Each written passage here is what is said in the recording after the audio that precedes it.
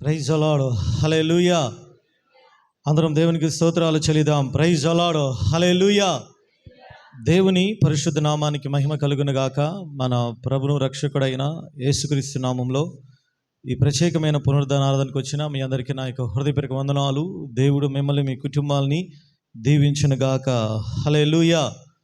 దేవుడు మనల్ని మన కుటుంబాలని గడిచిన కాలమంతా కాపాడి భద్రపరిచి సజీవ లెక్కలో ఉంచి మరి ఆదివారం ఈ రీతిగా దేవుని మందిరంలో దేవుని ప్రజలతో కలిసి దేవుని స్తుతించడానికి ఇంతవరకు మనం చక్కగా పాటల ద్వారా అలాగే ప్రార్థనల ద్వారా ఆరాధన ద్వారా దేవుని యొక్క నామాన్ని మహింపరిచాం. ఆ తెలుపుడైన నాకు మీ ఎదుట నిలవబడి ఈ రీతిగా దేవుని యొక్క వాక్యాన్ని అందించడానికి నాకంటే ముందుగా పాస్టర్ గారు చెప్పిన సాక్ష్యాన్ని బట్టి నేను ఎంతగానో దేవుని స్తుతిస్తూ మా ఇరువురి జీవితంలో దేవుడు చేసిన ఈ గొప్ప మేలును బట్టి ఉపకారం బట్టి నేను ఎంతైనా దేవునికి కృతజ్ఞతలు చెల్లించబద్దునై ఉన్నాను. నా గురించి ఈ వివాహం ఘనముగా జరగటానికి ప్రార్థించిన మీ అందరికీ మరొకసారి మా తరపున మీ అందరికీ నా యొక్క హృదయపూర్వక వందనాలు చెల్లిస్తున్నాను.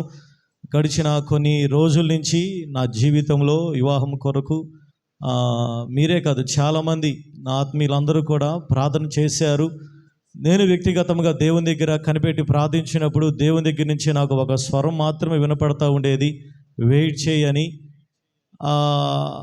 అంటే దేవుడు ఎలా చెప్పేవాడంటే, నేను కొన్నిసార్లు అనుకునేవాడిని వివాహం గురించి ఆలస్యం అవుతున్న తరుణంలో ఉపవాసం ఉండి ప్రార్థన చేద్దామని అనుకునేవాడిని. కానీ వెంటనే దేవుడు ఒప్పుకునేవాడు కాదు. వివాహం గురించి ఉపవాసం ఉండదు, వేరే దాని గురించి ఉండు, నేను ఆల్రెడీ తగిన సమయాన్ని నేను సిద్ధపరిచాను, దాని గురించి అసలు ప్రార్థన చెప్పేవాడు కాదు. అందుకని ఎప్పుడు సంఘంలో కూడా నా వివాహం గురించి ప్రార్థించమని ఎప్పుడు కూడా ప్రత్యేకించి నేను అడగలేదు. ఒకవేళ మనుషుల తొందరను బట్టి, ఒకవేళ చుట్టుపక్కల పరిస్థితులను బట్టి నేను తొందరపడ్డాను. దాదాపు ఆరాధన మ్యాట్రిమనీ అని, క్రిస్టియన్ మ్యాట్రిమనీ అని ఉన్నాయి. దాంట్లో దాదాపు కొన్ని వేల రూపాయలు వదిలినాయి అనమాట.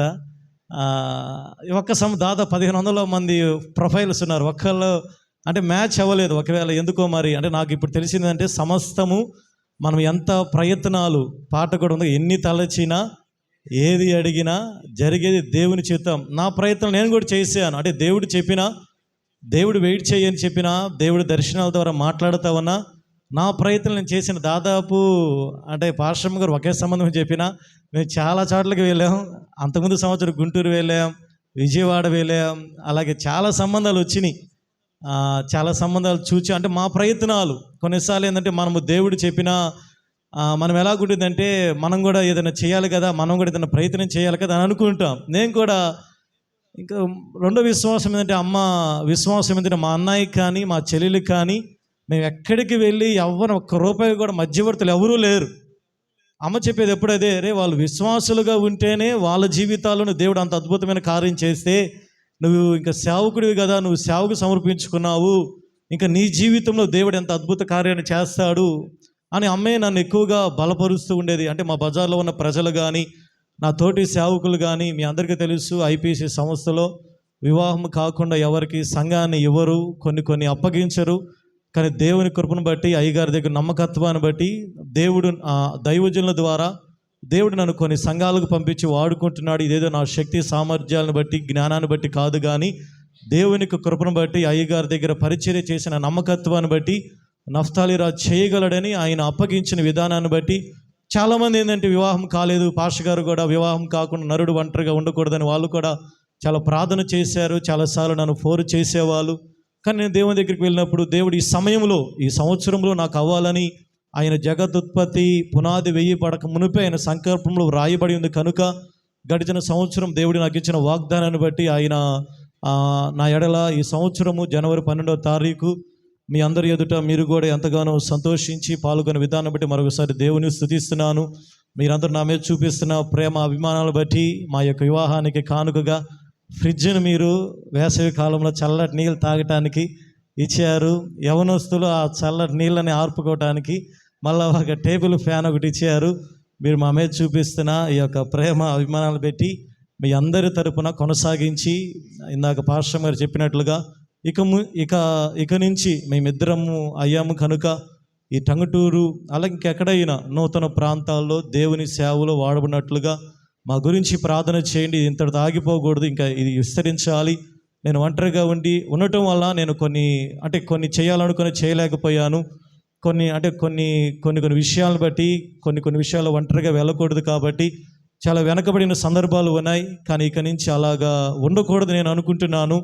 ఇక మేమిద్దరము కాబట్టి పరిచర్యలు, అలాగే మా వ్యక్తిగతముగా సంఘము కొరకు, అలాగే మన టంగుటూరు పట్టణము కొరకు దేవుడు మా పట్ల ఏ ఉద్దేశముతో అయితే ఆయన పిలిచాడో అది మా జీవితాల్లో ఫుల్ఫిల్ అగినట్లుగా దయచేసి కొనసాగించి ప్రార్థించి మిమ్మల్ని అందరినీ కూడా నేను అడుగుతున్నాను. మరొకసారి నా వివాహానికి వచ్చి మీరందరూ కూడా మా జీవితాలు ఇంతవరకు ప్రార్థించిన విధానం బట్టి నా యొక్క హృదయపూర్వక వందనాలు. దేవుడు మిమ్మల్ని, మీ కుటుంబాలని దేవుడు దీవించి ఆశీర్వదించునుగాక.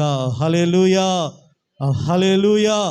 కొద్ది నిమిషాలు మనం దేవుని యొక్క వాక్యాన్ని ధ్యానం చేసుకుందాం. లూకా రాసిన సువార్త 7వ అధ్యాయము 1వ వచనం నుంచి 4వ వచనం వరకు దయచేసి ఎవరైనా చదివి సహాయం చేయండి. ఆయన తన మాటలన్నీ లూకా రాసిన సువార్త 7వ అధ్యాయము 1వ వచనం నుండి 4వ వచనం వరకు ఆయన తన మాటలన్నీ ప్రజలకు సంపూర్తిగా వినిపించిన తరువాత కపెర్నహూములోనికి వచ్చెను. ఒక శతాధిపతికి ప్రియుడైన దాసుడొకడు రోగి అయి చావ సిద్ధమై ఉండెను.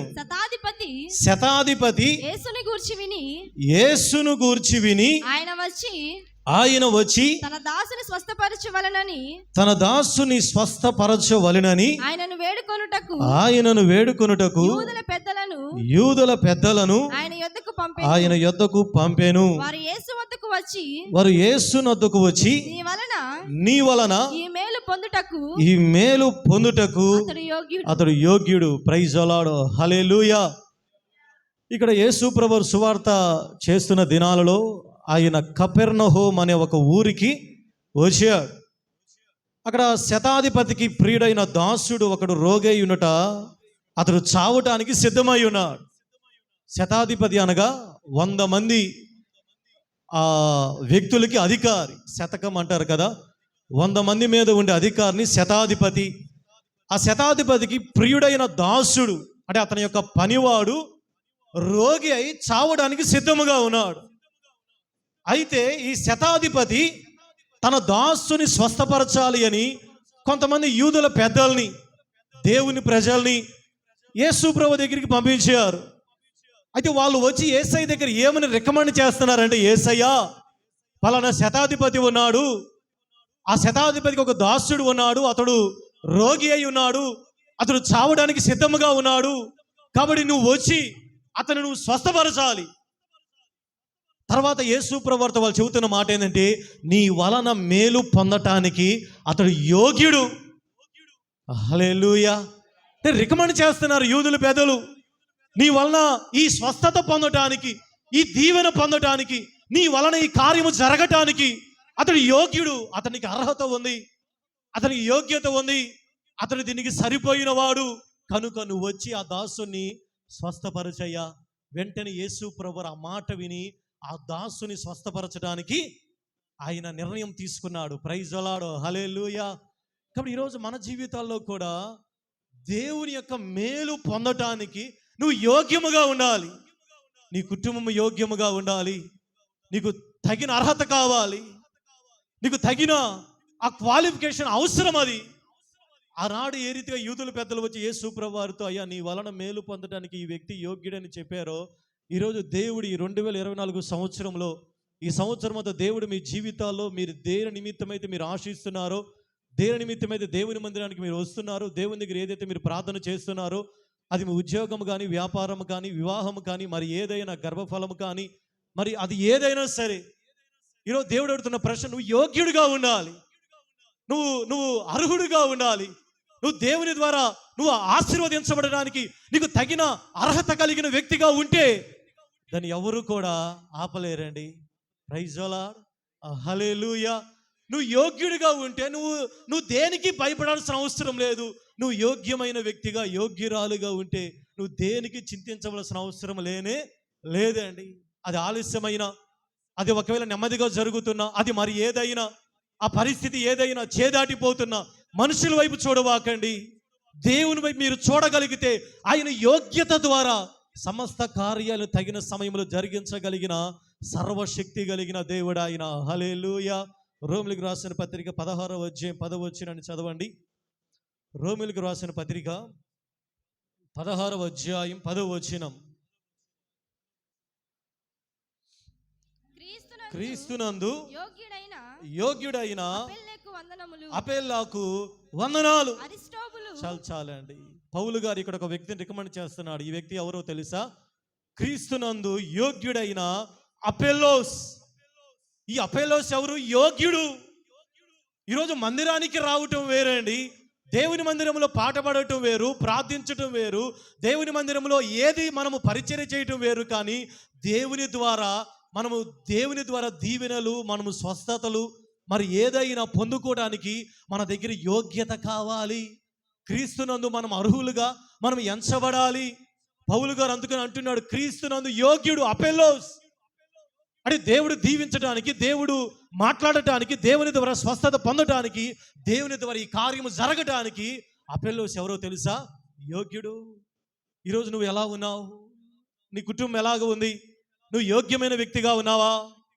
నువ్వు దేవుని ద్వారా ప్రార్థన చేస్తున్నా మంచిదే, మొరపెడుతున్నా మంచిదే, దేవుని దగ్గర అడుగుతున్నా మంచిదే. ఈ లోకపరంగా చూస్తే మనకి ఏదైనా ప్రభుత్వం ద్వారా పథకం కావాలంటే ఊరకనే ఇచ్చేస్తారా అండి? ఊరకనే ఇచ్చేస్తారా? అమ్మఒడి కావాలి, ఊరకనే ఇచ్చేస్తారా? దానికి కొన్ని డాక్యుమెంట్స్ కావాలి, కొన్ని యోగ్యతలు కావాలి. ప్రభుత్వం ఏదైతే చెప్పిందో వాడి కరెక్ట్గా సరిపోయినప్పుడు మాత్రమే అవి మీ బిడ్డలకు వస్తాయి. అది మరి ఏదైనా, ఏ పథకమైనా, అది ఉద్యోగమైనా, మరి ఏదైనా మీ లోకంలో ఏది పొందాలన్నా దానికి యోగ్యత కావాలి, దానికి అర్హత కావాలి. దాన్ని పొందుకోవడానికి తగిన ఆ యొక్క డాక్యుమెంట్స్ కానీ, ఆ యోగ్యత కానీ మీ దగ్గర ఉన్నప్పుడు మాత్రమే వాటిని మీరు పొందుకొనగలరు. హల్లెలూయా. మీ దగ్గర అన్నీ ఉన్నా మీరు సరైన రీతిలో అప్లై చేయకపోయినా అవి మీరు పొందుకోలేరు. కాబట్టి ఈరోజు మనము దేవుని దీవెనలన్నీ కూడా బుద్ధి, జ్ఞాన, సర్వ సంపదలు ఆయన యందు గుప్తములమై ఉన్నవి. ఎవరి దగ్గర ఉన్నాయి అంటండి? ఆయన దగ్గర ఉన్నాయి. మీరు వాటి కొరకు మీరు ప్రాకులాల్సిన అవసరం లేదండి. మీరు వాటి కొరకు ఎక్కడెక్కడికి వెళ్ళాల్సిన అవసరం లేదు. సమస్తము ఆయన మూలముగా కలిగినాయి, సమస్తము ఆయన దగ్గర ఉన్నాయి. మీకు ఏది కావాలన్నా ఆయన అడిగితే ఆయన సమస్తము నెరవేర్చగలిగిన సర్వశక్తి కలిగిన దేవుడు ఆయన. ఇవ్వలేడా ఆయన? ఇవ్వగలడా? ఇస్తాడా అండి? ఖచ్చితంగా ఇస్తాడు. ఆకాశ పక్షులను చూడండి, అవి విత్తవు, కొయ్యవు, కూర్చుకొనవు, సమస్త పరమ తండ్రి వాటిని పోషిస్తూ ఉన్నాడు. రేపటిని గురించి చింతించవాకండి. మొదట దేవుని రాజ్యాన్ని, దేవుని నీతిని వెతకండి, అప్పుడు అవన్నీ మీకు అనుగ్రహించును. హల్లెలూయా. దేవుని ప్రజలు భయపడాల్సిన అవసరం లేదు. దేవుని ప్రజలు భయపెట్టాల్సిన పరిస్థితి అవసరం లేదు. దేవుని ప్రజలు నువ్వు ఏ విషయంలో చింతించవలసిన అవసరం లేదు. దేవుని ప్రజలుగా, యేసయ్యను నమ్ముకున్న బిడ్డలుగా మనం ఏ విషయంలో తొందరపడవలసిన అవసరం లేదండి. హల్లెలూయా. కాబట్టి ఈరోజు అంటున్నాడు కదా, ఆ యూదుల పెద్దలు వచ్చి నీ వలన మేలు పొందటానికి ఈ వ్యక్తి యోగ్యుడయ్యా. ఈరోజు ఈ ఆదివారం నువ్వు యోగ్యమైన వ్యక్తిగా నువ్వు మార్చబడాలి, నువ్వు అర్హమైన వ్యక్తిగా మార్చబడాలి. నువ్వు దేవుని ద్వారా మేలు పొందటానికి, అది చిన్నదైనా పెద్దదైనా మరి ఏదైనా, నువ్వు తగిన అర్హతను పొందుకుంటే నీ జీవితంలో దేవుని యొక్క కార్యం నువ్వు ఈ నూతన సంవత్సరంలో చూడగలవు. హల్లెలూయా. 2 కొరింథీయులకు రాసిన పత్రిక 10వ అధ్యాయం 18వ వచనాన్ని చదవండి. 2 కొరింథీ 10వ అధ్యాయం 18వ వచనం. ప్రభువు మెచ్చుకొనువాడే యోగ్యుడు, కానీ తన్ను తాను మెచ్చుకొనువాడు యోగ్యుడు కాదు. ఒక 3-4 విషయాలు చెప్పి నేను ముందుకు వెళ్తాను. ఎలాగ మనం యోగ్యులుగా మార్చబడాలి? పాస్టర్ గారిని మా దగ్గర ఏ డాక్యుమెంట్స్ కావాలి, మా దగ్గర ఏ అర్హత కావాలి? మేము మందిరానికి వస్తున్నాము కదా, ఇది సరిపోదా? మేము ప్రార్థన చేస్తున్నాము కదా, ఇది సరిపోదా? మేము దేవునికి కానుకిస్తున్నాము కదా, ఇది సరిపోదా? మేము దేవుని మందిరంలో గడుపుతున్నాము కదా, మేము ఉపవాసం ఉంటున్నాము కదా, ఇది సరిపోదా? వాటన్నిటితో పాటు బైబిల్ గ్రంథంలో రాయబడిన మాటలు ఏంటంటే, ప్రభువు మెచ్చుకొనువాడే యోగ్యుడు. హల్లెలూయా. మొదటిగా నీకు మేలు కావాలి, నీకు దీవెన కావాలి, నీకు స్వస్థత కావాలి, నీకు ఆశీర్వాదము కావాలి, నీ కుటుంబం దీవించబడాలి, నీ బిడ్డలు దీవించబడాలి, నీ బిడ్డలకు ఉద్యోగము, వ్యాపారము, వివాహము మరి ఏదైనా కావాలి అంటే మొదటిగా మనం యోగ్యత ఎలా వస్తుందంట? దేవుడు మెచ్చుకోవాలండి. Praise the lord. ప్రజలు కాదండి. ప్రజలు మన దగ్గర మెచ్చుకొని బయటికి వెళ్ళి అరే ఈడెవడరా బాబా అంటారు. ప్రజలు మన ఎదురు పొగిడి మన వెనక్కి వెళ్ళి వేరొక మాట అంటారు. ప్రజలు పొగడము కాదండి. ప్రజల మధ్యలో ఘనత నొందినది దేవుని దృష్టిలో అసహ్యమైనది. ఈరోజు ప్రజలు ఏం చేస్తున్నారంటే నన్ను వాళ్ళు పొగడాలి, నన్ను వాళ్ళు మెచ్చుకోవాలి, నన్ను వాళ్ళు లిఫ్ట్ చేయాలి, నన్ను వాళ్ళు గణపరచాలి, నా భక్తిని గుర్తించాలి, నా ప్రార్థనను గుర్తించాలి, నేను పాడిన పాటను గుర్తించాలి, నేను పనిని గుర్తించాలి అని ప్రజలు అనుకుంటారండి. కానీ దేవుని ప్రజలు ప్రభువు మెచ్చుకొని వాడే యోగ్యుడు. నీ భక్తిని చూసి దేవుడు మెచ్చుకోవాలండి.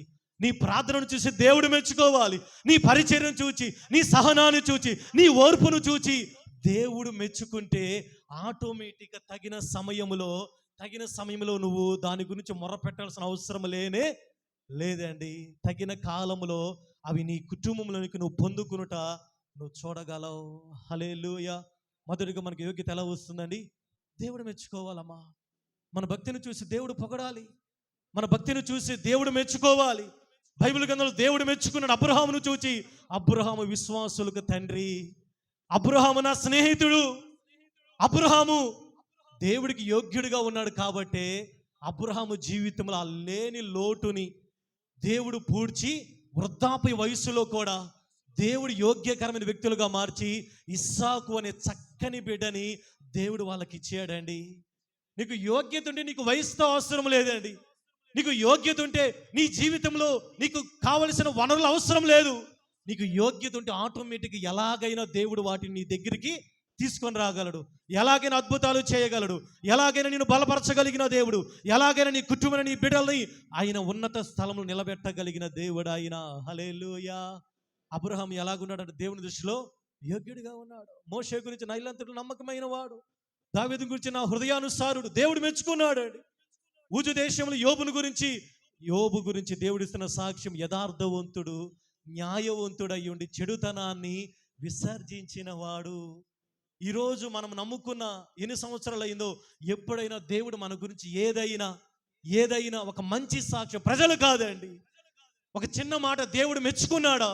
మన భక్తిని చూసి దేవుడు ఎప్పుడైనా సరే ఆయన మెచ్చుకునేటట్లుగా మన భక్తి కనపడతా ఉందా? దానియేలు గురించి అంటున్నాడు, దానియేలు నువ్వు నాకు బహుప్రియుడు అయ్యా. ఏమన్నాడండి? నువ్వు నాకు బహుప్రియుడు దానియేలు, అందుకని నేను నీ యొద్దకు పంపబడ్డానయ్యా. Praise the lord. ఎవరు వచ్చారంటే దానియేలు దగ్గరికి? గాబ్రియేల్, మిఖాయేల్ దేవదూతలు వచ్చారండి. దానియేలు యొక్క భక్తి ఎలాగో తెలుసా? దేవదూతల్ని దానియేలు దగ్గరికి దిగొచ్చారు. దానియేలు భక్తిని చూసి, ప్రార్థన చూసి పరలోక సైన్య సమూహమే కదిలి వచ్చి దానియేలు బలపరిచారండి. అదే అనుభవాలు ఈ రోజుల్లో కూడా దేవుడు జరిగించగలిగిన దేవుడు ఆయన. కాబట్టి మొదటిగా దేవుడు మనల్ని మెచ్చుకుంటున్నాడా? ప్రభు మెచ్చుకుని వాడే యోగ్యుడు. రెండవదిగా లూకా సువార్త 8వ అధ్యాయం 15వ వచనం చదవండి. 8వ అధ్యాయం 15వ వచనం.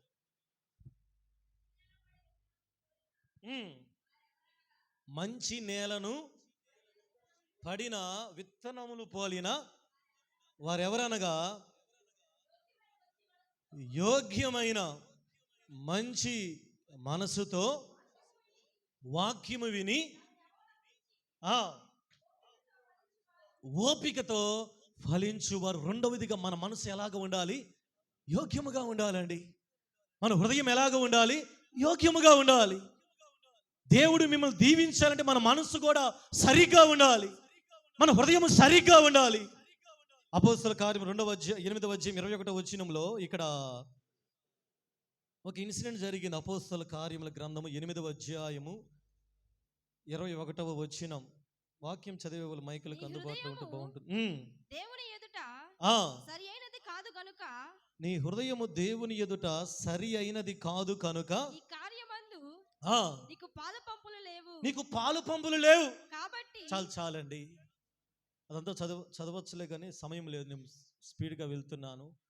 ఇక్కడ పేతురు, యోహానులు సువార్త సభ ఒకటి పెడితే ప్రార్థన చేస్తూ ఉన్నారు. అందరూ కూడా భాషలు మాట్లాడుతూ ఉన్నారు, దేవునికి ఆత్మతో నింపబడతా ఉన్నారు, అద్భుతాలు చూస్తూ ఉన్నారు, స్వస్థతలు జరుగుతూ ఉన్నాయి, ప్రజలందరూ మేలు పొందుకుంటా ఉన్నారు, ప్రజలందరూ కూడా పేతురు యోహాను దగ్గరికి వెళ్ళి ప్రార్థన చేయించుకుంటా ఉన్నారు.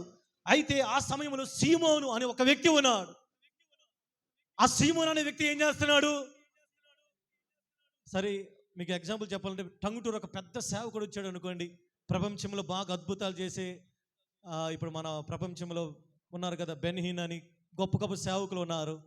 ఇప్పుడు అందరూ ఏం చేస్తారు? మేము కూడా ప్రార్థన చేయించుకోవాలి అని అనుకుంటారు ఎవరైనా. కానీ ఈ సీమోన్ ఏం చేశాడంటే, నేను కూడా ప్రార్థన చేయాలి.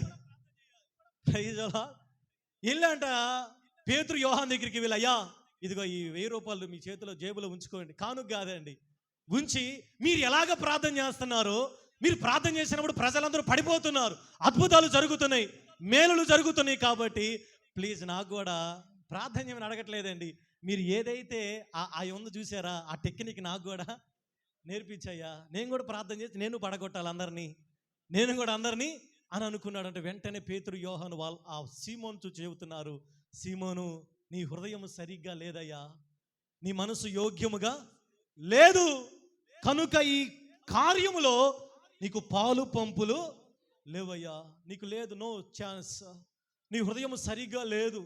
నీ హృదయం ఎలాగా ఉండాలో తెలుసా? పర్ఫెక్ట్గా ఉండాలి. నీ హృదయం ఎలాగా ఉండాలో దేవుని మందిరానికి వచ్చిన తర్వాత మనము వేద రీతిగా మన హృదయం ఆలోచించకూడదండి. మనం తక్కడో బిక్కడోగా మనం ఇతరుల వలె సీమోను వలె మనం ఆలోచన చేయకూడదు. ఏది యోగ్యముగా, ఏది యథార్థముగా, ఏది సత్యముగా దేవుని ఎదుట మనం ఎలాగ ఉంటామో అలాగ చేస్తేనే దేవుడు మన హృదయాన్ని దీవిస్తాడండి. అందరూ అద్భుతాలు పొందుకున్నారు, అందరూ స్వస్థతలు పొందుకున్నారు. ఈ సీమోను ఎందుకు పొందుకోలేకపోయాడు తెలుసా? ఇతని మనసు రాంగ్గా వెళ్తుంది, ఇతని మనసును రాంగ్ డైరెక్షన్లో దుష్టుడు తీసుకొని వెళ్ళాడు. సేమ్ అంతే, మందిరానికి వచ్చిన తర్వాత మన మనసు ఎలాగుండి తెలుసా? ఎలాగ ఉండాలండి? అది కల్మషము లేనిదిగా ఉండాలి.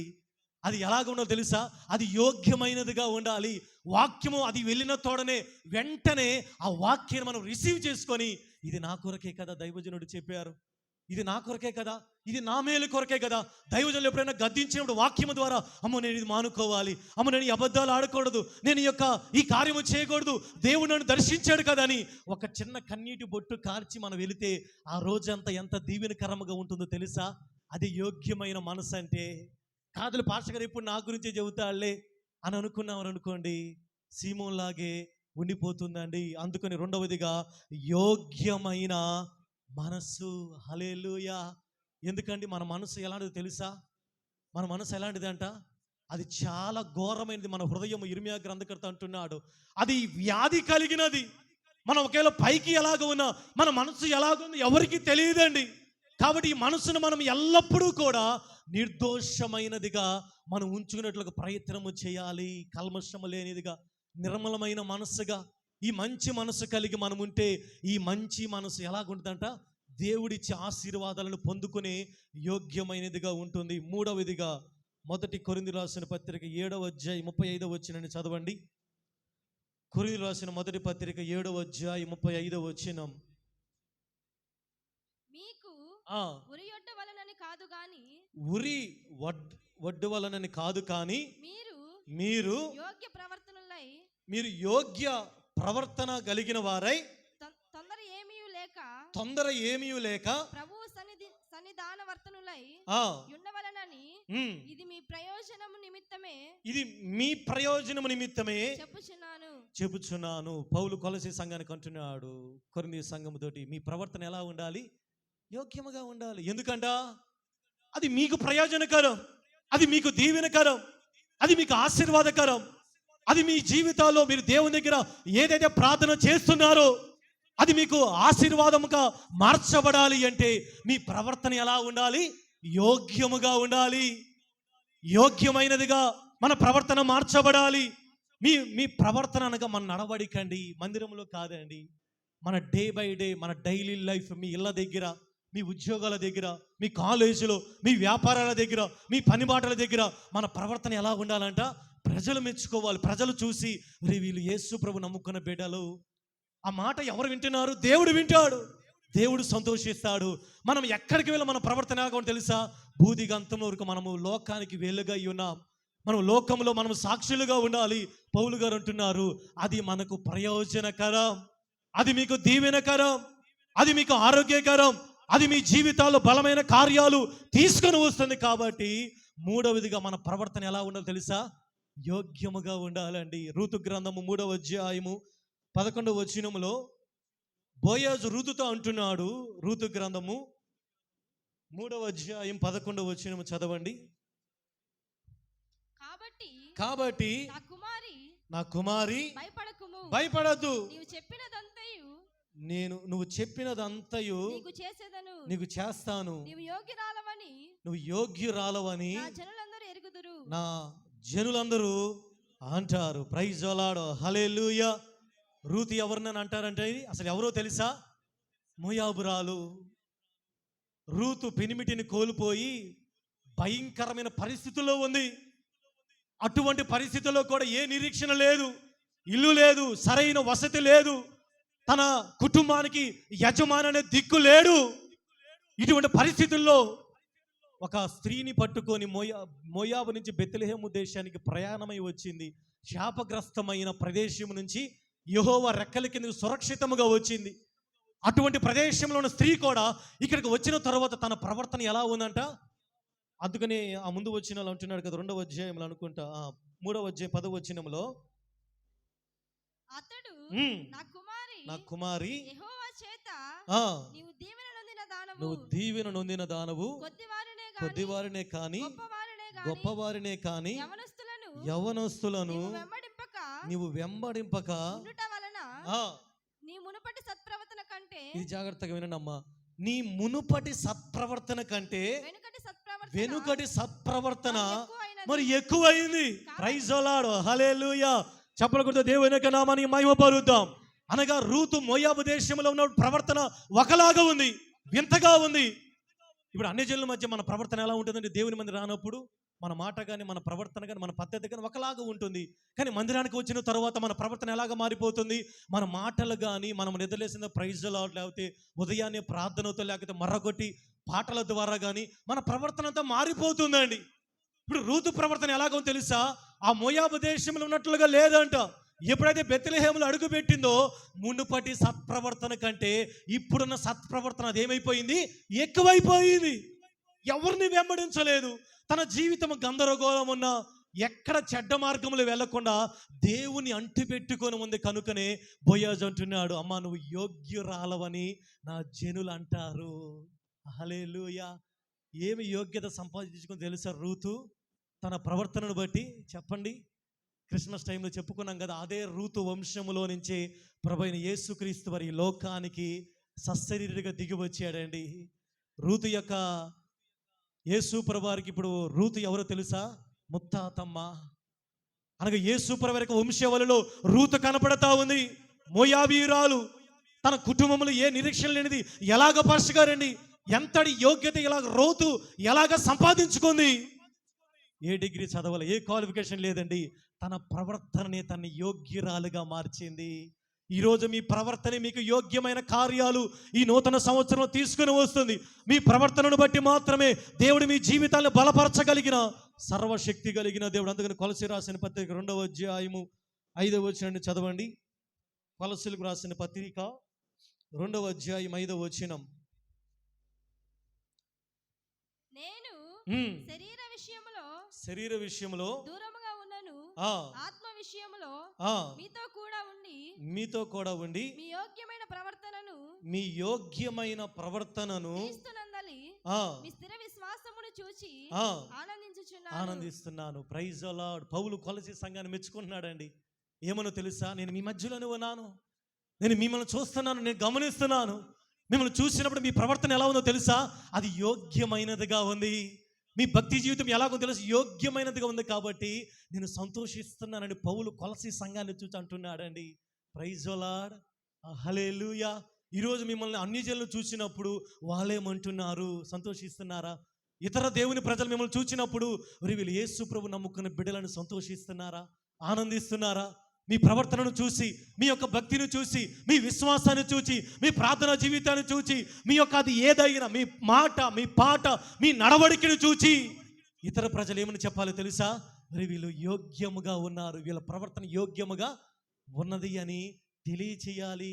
ప్రైజ్ ది లార్డ్, హల్లెలూయా. కాబట్టి మన ప్రవర్తన ఎలాగో తెలుసా, యోగ్యముగా ఉండాలి అండి. చివరిగా మత్తయి సువార్త 10వ అధ్యాయం 11వ వచనాన్ని చదవండి, ప్రార్థన చేసుకుందాం. మత్తయి సువార్త 10వ అధ్యాయం 11వ వచనం. మరియు ఆ మీరు ఏ పట్టణమునకు చదవండి. పట్టణములోనైనను గ్రామములోనైనను ప్రవేశించినప్పుడు అందులో ఎవడు యోగ్యుడో విచారణ చేసి అక్కడ నుండి వెళ్ళు వరకు అతని ఇంటినే బస చేయుడి. ఆ ఇంటిలో ప్రవేశించుచు ఇంటి వారికి శుభమని చెప్పుడి. ఆ ఇల్లు యోగ్యమైనదైతే, ఈ మాట అండి, ఆ ఇల్లు యోగ్యమైనదైతే మీ సమాధానము దాని మీదకి వచ్చును. దేని మీదకండి? ఇంటి మీదకి. Praise lord. ఇల్లు అంటే అదండి, ఇల్లు అంటే మంచి 2 ఫ్లోర్లు 3 ఫ్లోర్లు అయి కాదండి. యోగ్యముగా అంటే ఈరోజు చాలా మంది చక్కగా వారుకున్న ధనాలు బట్టి మంచిగా కట్టుకుంటున్నారు నివాసాలు. యోగ్యం అంటే అది కాదు. వాస్తులను బట్టి బాగుంది అది కాదని. యోగ్యం అంటే దైవజనులు వచ్చినప్పుడు ఆ ఇంటి మీదకి సమాధానాన్ని ప్రకటిస్తే ఆ ఇల్లు యోగ్యమైనదైతే మీ దీవెన దాని మీదకి వస్తుంది. అంటే చివరిగా మీ ఇల్లు యోగ్యముగా ఉండాలి. మీరే కాదండి, మీ ఇల్లు యోగ్యముగా ఉండాలి. మీ ఇంటిలో దేవుని యొక్క సన్నిధి దిగుతా ఉండాలి. అబ్రహాము కాలంలో దేవుడు ఎక్కడికి వెళ్ళాడు తెలుసా? ఎక్కడికి వెళ్ళాడండి? అబ్రహాము ఇంటిలోనికి వెళ్ళాడు. అబ్రహాము ఈ ద్వారము బయట నిలుచొని అబ్రహాము ఎదురు చూస్తా ఉన్నాడు. మీ ఇంటిలోనే దేవుని యొక్క సన్నిధి దిగుతా ఉండాలి. కొర్నేలి దేవుని ఇంటిలో ప్రార్థన చేస్తూ ఉంటే, ఎక్కడి నుంచేనండి? మధ్యాహ్నం 3 గంటల సమయంలో ప్రార్థన చేస్తా ఉన్నాడు కొర్నేలి. ఎక్కడికి వచ్చాడు దేవుని దూత? మందిరంలో కాదండి, మందిరంలో దేవుడు ఉంటాడు. మన ఇంటిలోని కూడా దేవుని యొక్క దూతలు కూడా దిగుతూ ఉంటారు. మధ్యాహ్నం 3 గంటల సమయంలో కొర్నేలితో ఆ ఇంటిలో దేవుడు మాట్లాడుతూ ఉన్నాడు. కొర్నేలి అయ్యా, నీ భక్తి కార్యాలు, నీ ప్రార్థన నా దగ్గరికి వచ్చినాయి అయ్యా. Praise lord. ఇప్పుడు నీ ఇంటికి అదిగా దైవజనుడు పేతురుని నువ్వు పిలిపించుకయ్యా. అతడు వచ్చి నువ్వు నడవలసిన మార్గాలు నీకు బోధిస్తాడు. 4వదిగా నీ ఇల్లు యోగ్యముగా ఉండాలి. నీ ఇల్లు దేవుని యొక్క సన్నిధి దిగుతూ ఉండాలి. నీ ఇంటిలో గొడవలు కానీ అల్లరి కానీ మరి ఏదైనా ఉండకూడదు. మీ ఇంటిలో దేవునికి విరోధమైన కార్యాలు జరగకూడదు. మీ ఇంటిలో చివరిగా 118వ కీర్తన 15వ వచనం చదవండి. 118వ కీర్తన 15వ వచనం. మన ఇంటిలో ఏముండాలంట?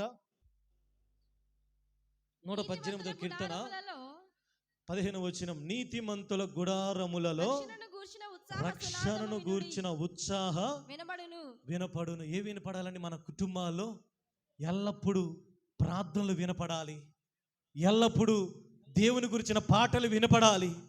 మన కుటుంబాల్లో రక్షణను గూర్చిన సంగీత సునాదాలు వినపడాలి. అవి వినపడతా ఉంటే అన్యజనులు వాటిని విని దేవుని యొక్క నామాన్ని మహింపరుస్తారు.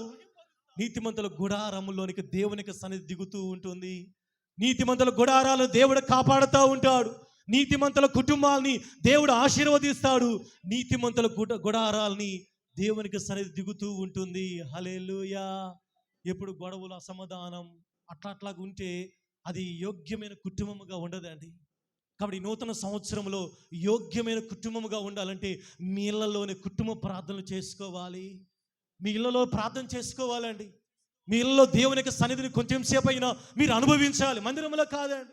మందిరంలో మీరు గంట సేపు చేయడం అది కాదు, దాని గురించి కాదు నేను మాట్లాడేది. మీ ఇళ్లలో మీరు మోకరించి ప్రార్థన చేయాలి. మీ బిడ్డల గురించి, మీ భర్తల గురించి, మీ భార్యల గురించి, మీ బంధువుల గురించి మీరు ప్రార్థన చేస్తూ ఉన్నప్పుడు మీ కుటుంబం కూడా మార్చబడతా ఉంటుంది. హల్లెలూయా, హల్లెలూయా. మీ కుటుంబంలో దేవునికి కార్యాలు మీరు చూస్తారు. మీ కుటుంబంలో మీ బిడ్డల ఎదుగుట మీరు చూస్తారు. మీ బిడ్డల జీవితంలో దేవునికి కార్యాలు మీరు చూస్తారు. కాబట్టి 4వదిగా మన ఇల్లు యోగ్యముగా ఉండును గాక. హల్లెలూయా. కాబట్టి మనం ఇల్లు యోగ్యముగా ఉంచుకోవడానికి మనం ప్రయత్నం చేద్దాం. దేవునికి విరోధమైన కార్యాలు ఏది కనపడకుండా ప్రతిరోజు నిద్రలేసిన తర్వాత నిద్రపోయే ముందు కుటుంబ ప్రార్థనగా దేవునికి వాక్యాన్ని వినే కుటుంబముగా ఉన్నట్లయితే దేవుడు బైబిల్ కింద ఎన్నో కుటుంబాలని ఆయన ఆశీర్వదించాడండి. ఎంతోమంది కుటుంబాలను దేవుడు దీవించాడు, ఆయన ఆశీర్వదించాడు, ఆయన గొప్ప కార్యాలు చేసిన దేవుడు ఆయన. కాబట్టి నా మాటలు ముగిస్తున్నాను. చివరిగా ప్రియ దేవుని సంగమా, ఈ సంవత్సరము నూతనమైన సంవత్సరంలో నువ్వు దేవుని మేలు పొందే కుటుంబముగా నువ్వు ఉందువుగాక. హల్లెలూయా. నా ప్రార్థన కూడా అదే. నా జీవితంలో మా కుటుంబంలో ఏదో మేలు కాదండి, మీ జీవితాల్లో మేలు జరగాలి, మీ యవన బిడ్డలకు వివాహాలు జరగాలి, మీ యవన బిడ్డలకు ఉద్యోగాలు రావాలి, మీ కుటుంబాలు దీవించబడాలి, మీ కుటుంబాలు ఆశీర్వదించబడాలి, మీకున్న అప్పుల సమస్యల నుంచి విడిపించబడాలి, మీకున్న కరువు కష్టాల నుంచి విడిపించబడాలి, మీకున్న ఆ యొక్క అనారోగ్యాల నుంచి మీరు తప్పించి మీరు దేవుని కొరకు నిలబడాలి ఈ సంవత్సరం. అది నా ప్రార్థన అయ్యింది. ఇదేదో నా జీవితంలో జరిగిన దాన్ని బట్టి నేను సంతోషించలేదు, కానీ సంఘం అంతటి మీద ఈ మేలు జరగాలి ఈ సంవత్సరం. ఈ సంవత్సరంలో సంఘం అంతా కూడా దేవుని యొక్క మేలుల చేత నింపబడాలి అంటే ఏవి క్వాలిఫికేషన్స్ మనకు కావాలండి? దేవుని చేత దేవుడు మిమ్మల్ని మెచ్చుకోవాలమ్మా, నేను కాదు, మన ఇతరులు కాదని, దేవుడు మెచ్చుకునే వారిగా మన మనసు యోగ్యముగా ఉండాలి, మన ప్రవర్తన యోగ్యముగా ఉండాలి. 4వదిగా మన గుడారము, దేవుడు మనకిచ్చిన ఆ ఇంటిలో కూడా మనం యోగ్యమైన వారిగా ఉంటే దేవునికి సన్నిధి ఈ సంవత్సరం దేవుడు మన జీవితాల్లో ఆయన కార్యములు జరిగించును గాక. అందరూ తల వంచండి, ప్రార్థన చేసుకుందాం ఈ సమయంలో. దేవా, నేను యోగ్యమైన వ్యక్తిగా నన్ను మార్చయ్యా. నాకు ఇది కావాలి అది కావాలి నేను అడుగుతున్నాను, కానీ అది దేవుడు నీకు ఇవ్వటానికి తగిన యోగ్యత ఉన్నదా? దేవుడు చూస్తాడండి. దేవుడు నిన్ను దీవించాలి, మంచిదే. దేవుడు నిన్ను ఆశీర్వదించాలి, మంచిదే. దేవుడు నిన్ను బలపరచాలి, మంచిదే. దేవుడు నిన్ను హెచ్చించాలి, మంచిదే. దేవుడు నిన్ను బాగు చేయాలి, మంచిదే. దేవుడు నీకు ఉద్యోగం ఇవ్వాలి, దేవుడి నీ వివాహ విషయంలో సహాయం, మంచిదే, నేను కాదంటం లేదండి. కానీ అది రిసీవ్ చేసుకోవటానికి తగిన యోగ్యత, తగిన సామర్థ్యం నీ దగ్గర ఉన్నదా? తగిన అర్హత నీ దగ్గర ఉన్నదా? Thank you lord. అయ్యా, నన్ను యోగ్యుడిగా నన్ను మార్చండి నాయన. Praise the lord. యోగ్యత కావాలండి. దేవుని ద్వారా మనం మేలు పొందటానికి యోగ్యత కావాలి, అర్హత కావాలి. దేవుని ద్వారా మనము విడుదల పొందటానికి యోగ్యత కావాలి. దేవుని ద్వారా మనం ఆశీర్వదించబడడానికి యోగ్యత కావాలి. దేవుని ద్వారా నువ్వు స్వస్థత పొందడానికి యోగ్యమైన